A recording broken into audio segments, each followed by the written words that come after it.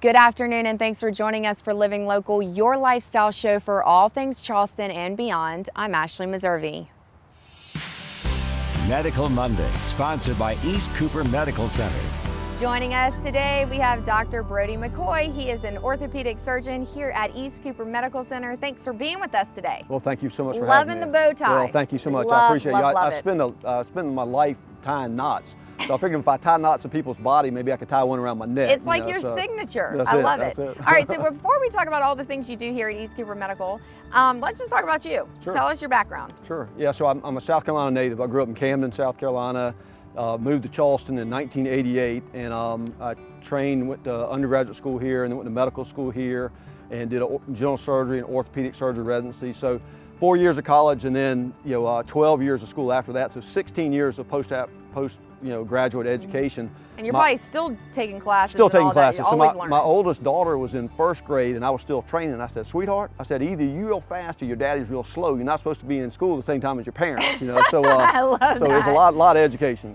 And a lot has changed over the years. It's evolved with technology and things like that. I'm sure that's exciting for you, right? Oh, it's very exciting. Just over my career, things have changed a lot, and mainly in surgery and recovery, a lot of things are being done as outpatient surgeries now, where people don't even have to stay in the hospital, particularly now in this COVID area that we're in. That's a big concern that people have. So a lot more outpatient surgeries. I do mainly shoulder, hip, and knee surgery is what I do. And not only surgery, we take care of non-operative problems that people have. There are a lot of different options short of having surgical intervention. So what kind of issues would that be? Like, so anybody's having like shoulder pain or hip pain or knee pain, disc plate or like whatever. a rotator cuff tear or labral tear, or just just anybody that has pain in their shoulder or limited mobility. There's some processes that will lead to some restriction in motion. So we take care of that. A lot of hip and knee surgery as well. And so treatment. I mean, hip stuff. I mean, I used to think that if you needed a hip replacement, it was because you were a lot older. Yeah, sure. But that's not the case. It's not necessarily the case. Yeah. I mean, we had a girl that was 18 years of age that we did a hip replacement on this year from a genetic problem. That's very, very unusual. But there are a lot of people in their 30s and 40s that are getting hip replacements now who, in years gone by, we never did those because the longevity of the hip implants was only about 10 to 12 years. So you don't want to be 40 getting a hip replacement and only last until you're 52, So Exactly. that's but now, because of the change in the materials that we use in hip replacements, I'm telling patients now that you can get 30 to 40 years of wear out of this just because of the plastic and the metal is so much more refined, and the technology is there. This all is being 3D printed, and the implantation process is much better. For instance, the knees we do robotically, so it's a robotic knee replacement that we get a CT scan, something called makoplasty, where we make a three-dimensional model. And you're really into that stuff, Yeah, aren't you? yeah, we've done a bunch of those. We did the first robotic knee replacement in the state of South Carolina, about 8 years ago now. So we've got about 8 years of experience with robotics, and I've been very happy with that. And there are a lot of changes there, and the outcomes are very good. I always have to ask this though. Did you play like video games and stuff? Because I always assume that people that do that are really good with like. It's hard for me to hide this gray hair, so my age would say I'm quite. I missed the video era. Pac-Man, yeah, Pac-Man, and that would be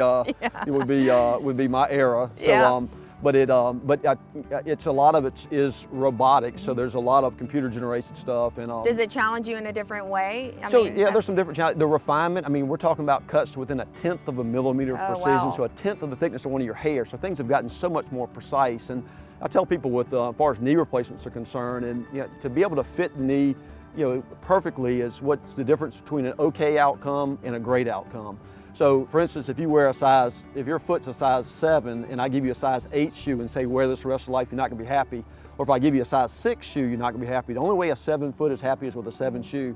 So in knee replacements, the only way we can get a perfect fit is via robotics. And so I think, always the moral of the story is to come see people like you, Sure. Get it checked out, don't ignore it. That's right, you And, don't want to wait too long. Give us some just advice on, some of the ways that if we do ignore it, it obviously could get a lot worse, right? Exactly right. So sometimes people are, again, there's a lot of treatment that we do is not surgical. So I don't want people to think they come to see us, they got to have surgery. Yeah. So probably 90% of the people that we see, we don't operate on. So it's all conservative. We try therapies, other treatments. We do a lot of, orthobiologics, conservative injections using the patient's own blood.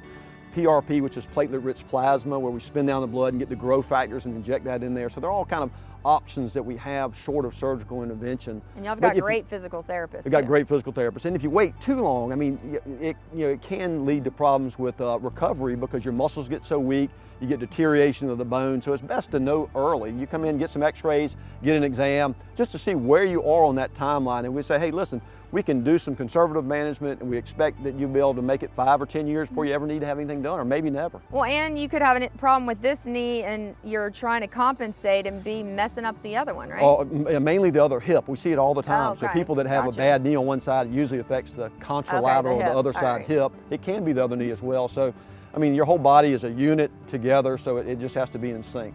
I feel like we could talk all day. Yeah, I could keep going. All right. Well, for more information, of course, you can always head online to eastcoopermedctr.com.